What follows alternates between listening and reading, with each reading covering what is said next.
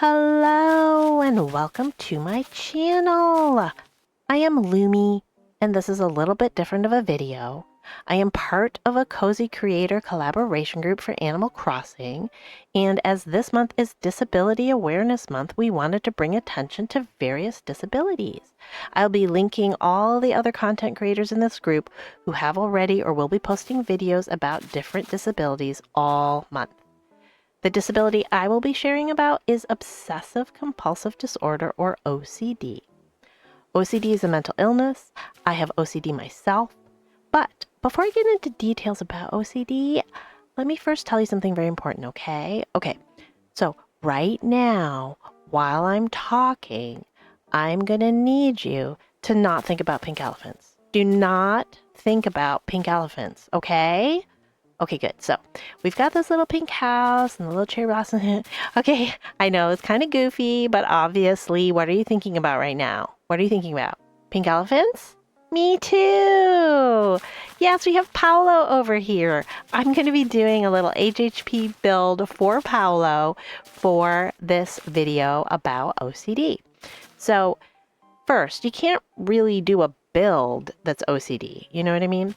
So, I recently, this is actually very recently, found out that there is kind of a neat way that the idea of the pink elephant and don't think about the pink elephant can kind of tie into explaining how OCD works. So I thought it was kind of neat, and I thought that, since there is a pink elephant in this game, a pink elephant that I love, I think Paulo is adorable, I thought it'd be fun to do a build for him. And the OCD awareness ribbon color is teal. So I put him in a little teal sweater. I think that's teal. Don't you think it's teal? I think it's teal. And I made his house kind of pink and teal. And this is just the outside, but we're going to go inside and decorate in a lot of teal. Probably a little bit of pink. Probably some pops of pink because it's Paolo. But we're going to go decorate inside with teal. And I'm just going to talk about OCD. I'm going to talk about what OCD is, what OCD isn't, my experiences with OCD a little bit maybe. And yeah, just spread the awareness. So we're going to do that while I build for Paolo. So yeah, okay. All right, Paolo, let's head on in. I gotta get out of camera mode. All right, let's head on in. There we go. And let's do this build. I'll see you in a minute. Hello, VoiceOver Lumi here. As you can see, I had already done a build for Paolo in this HHP on this island. I think I sped run it like a couple of years ago. This is an old Forever Island, but it has a really beefy catalog, so I knew it'd be good to build something. And it was just one of those kind of throw stuff down. I didn't actually design him anything. So I figured this was a good one to work with. So as I said just a minute ago in the intro, my goal is to just kind of do a teal build for him using as much teal as I can. There's not specific teal in the game, really. I mean, I think there's a few things that are labeled teal. Whether they're actually teal is, questionable. But I tried to use teal appearing things, also some blue, also some green, whatever had that general tealy, turquoisey kind of feel. And then, like I said, some pink. So that's it. The build's also sped up because it was over an hour long, and I didn't want you all to have to sit through that. I hope it's not bothering anyone. When I work on my own videos sped up, I get motion sick very quickly. When I watch other people's sped up builds, they actually don't make me motion sick. So I'm hoping the same is true for all of you and that watching this doesn't bother you.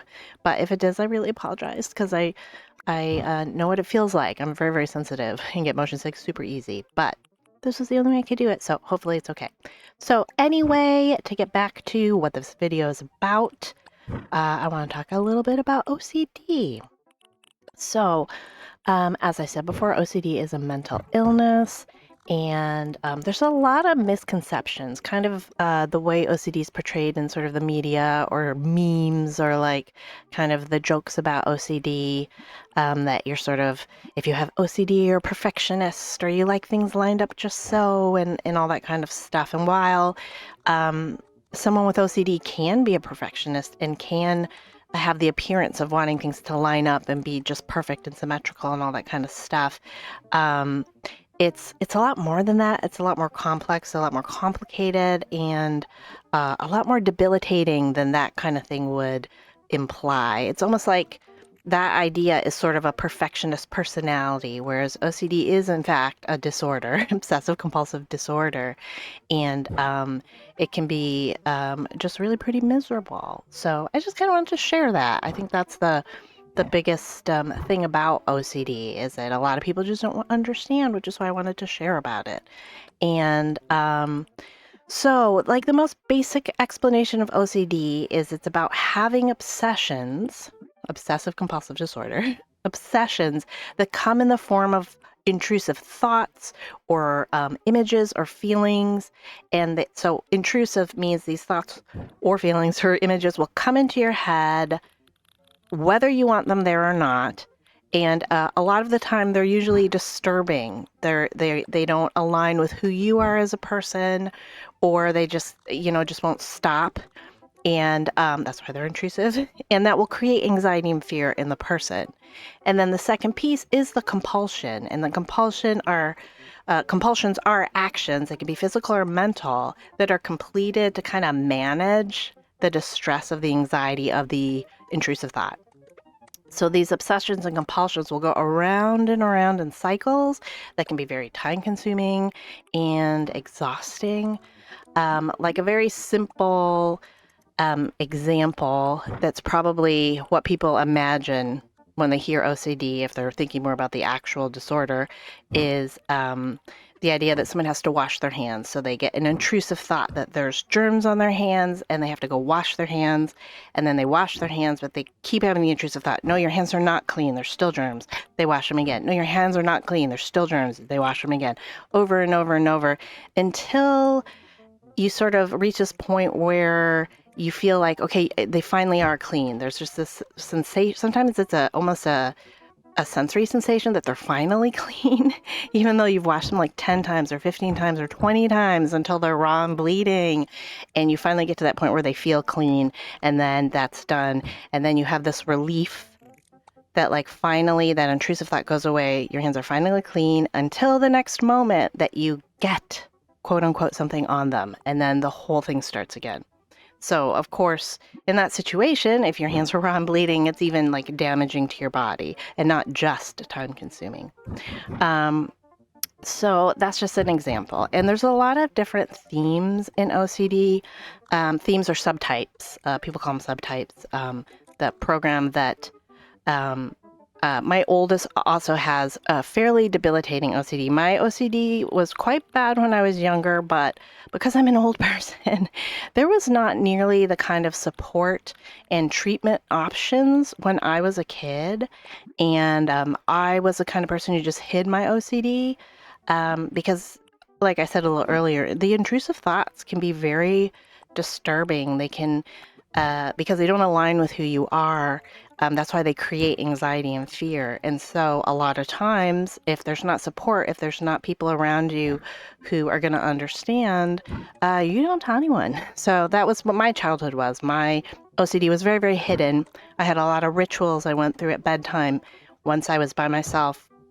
A lot of mental rituals I had to go through, things I had to repeat over and over and over. It was very time consuming. It would take me like 30 to 60 minutes to go through this whole little ritual of things I had to say to make everything be okay in the world is kind of how I can describe it. And I also had issues with like germs on my hands too, but I luckily never got to the point where I was like washing my hands raw.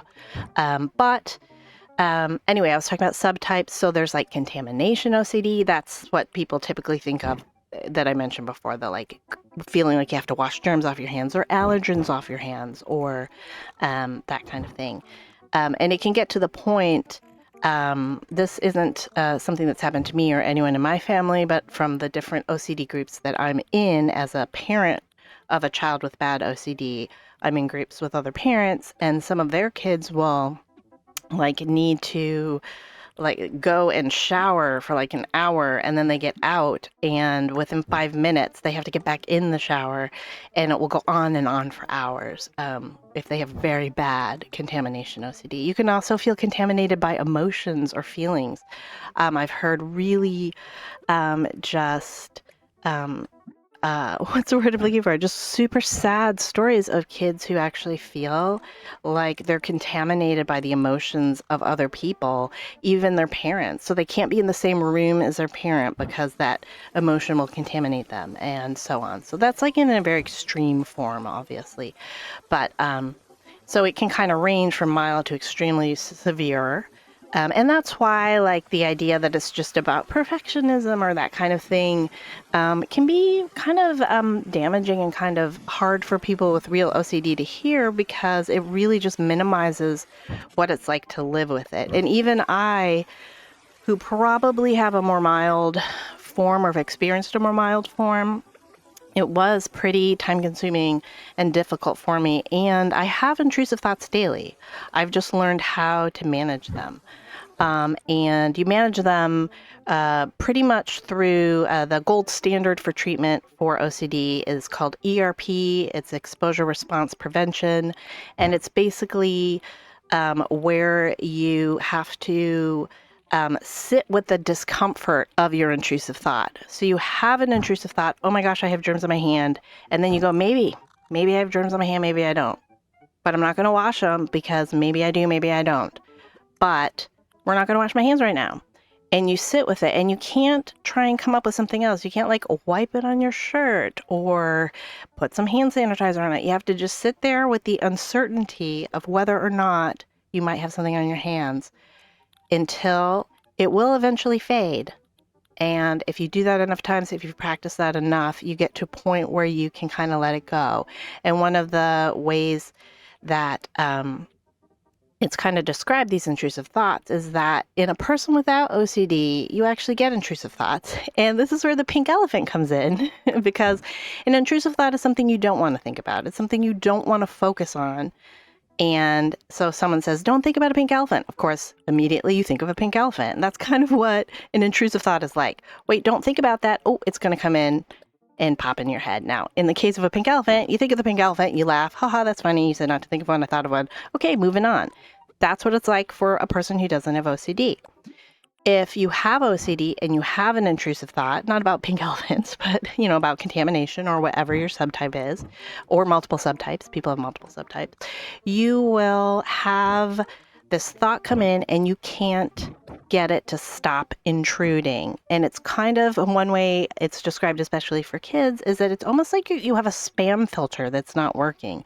So thoughts, the intrusive thoughts that are coming in that are basically junk thoughts, they're spam thoughts. They're supposed to just go off into your brain trash, but they don't. They get put into the important pile. They get stamped important, vital, crucial, pay attention, and that's where they end up.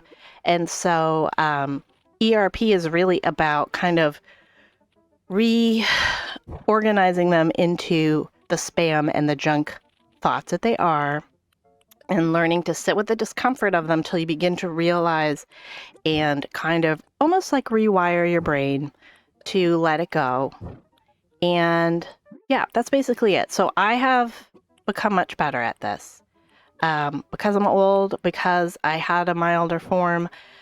I never fully understood what was going on until my son, my older son, had really bad OCD, and I had to really start researching it and working on it with him for me to go, oh my gosh, now I know what's going on in my brain. And it's really helped me learn how to throw my intrusive thoughts into the brain trash pretty well. And I mentioned before, I did have contamination OCD. Even as recent as like 3 years ago, I would still overwash my hands. And I don't do that anymore because I have learned to kind of let that go. And I say that in a way that makes it sound easy. It's not easy. It's not easy at all. And some people need medication to give them the little help to be able to work on the therapy, the ERP. Medication doesn't cure it, but it can help you at least take the edge off of the anxiety enough to be able to focus on doing the work. And the work is hard. The work is really, really hard. And that's why it is so important, really, that people understand how difficult OCD is. And I mentioned the subtypes. So contamination OCD, Again, pretty straightforward. You have fear of germs. There's another subtype. It's called just right OCD. That's the one that's kind of about lining up. You need things to be symmetrical. Things need to feel just right.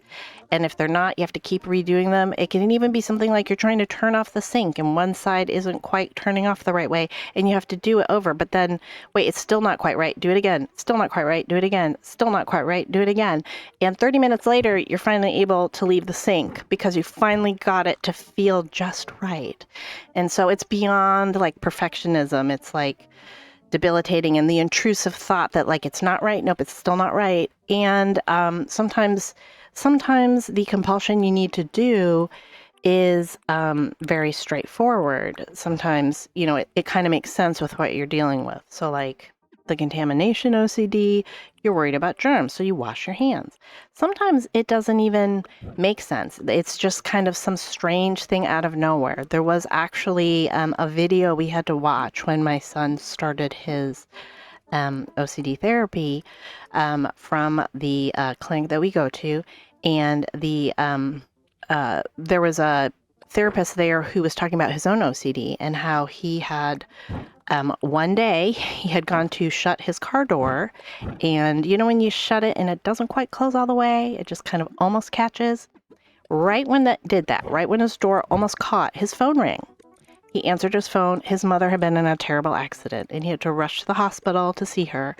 Luckily, she was okay, and she survived, and everything was fine until the next day. He went to his car and drove somewhere, got out, shut the door, and as he started to swing the door, he had this horrible feeling that if the door didn't shut all the way, something bad would happen. He didn't think, oh my gosh, my mom's going to be another accident. He just had this overwhelming, intrusive thought, if I don't shut this door properly, something bad will happen. I don't know who it will happen to. I don't know what it'll be, but something bad will happen, so I have to shut this door properly.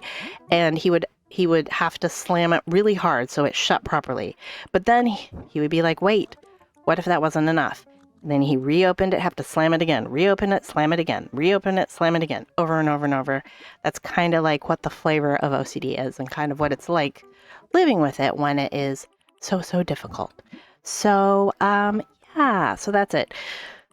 That's my very quick breakdown of what OCD is, what it's not, and how it can be so difficult to live with. There's many other themes. There's harm OCD, where you have intrusive thoughts about harming other people or harming yourself. And they're just like intrusive thoughts that come in. And the hard thing with that one is, you know, someone will be like, oh my God, I'm a psychopath.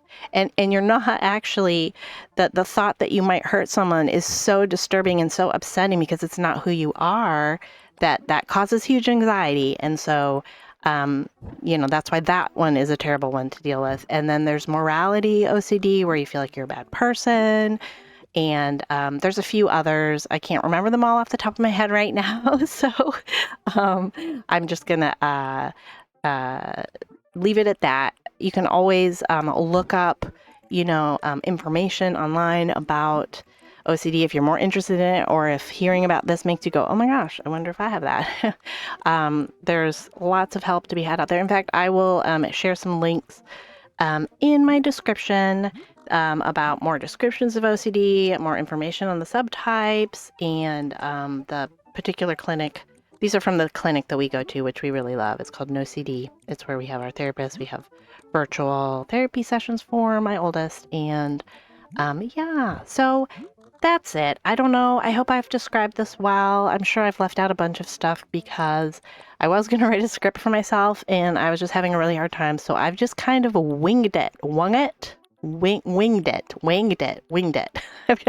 I just kind of jumped in and decided to try and do this. So I hope it's made sense. And yeah, and I hope that my little connection to the pink elephant was kind of cute. I'm hoping. Like I said, I had seen this neat little, there's a woman who has an Etsy shop and sells like plushy pink elephants and other like jewelry and stuff that have things like maybe on them or embrace uncertainty and that kind of thing, which is part of what OCD is. It's really a disorder of the anxiety around uncertainty and the anxiety around not being able to control things and having to, you know, accept the discomfort of a maybe. and uncertainty, and learn how to do that through lots and lots and lots of practice. So anyway, that's it. I hope you enjoyed this build. I'm going to leave us with just a little bit of music as we watch Paolo survey his new little space. And I did also just try and build something that was kind of relaxing. That was kind of what I was hoping, just like a sanctuary. That's why I named it Paolo's Sanctuary, so that it would be like a place to go and be safe. Because no matter what you're dealing with, and no matter what disability you have, or if you have a mental illness, having a safe space is always important. So anyway, that's it. So I hope you enjoyed this, and check out all the other content creators I have linked. Go check out their disability videos. I've been watching all of them. It's amazing to learn so much interesting stuff about everyone, and the disabilities that they've shared about, and I've really enjoyed it. So that's it. Thanks so much for watching. Bye.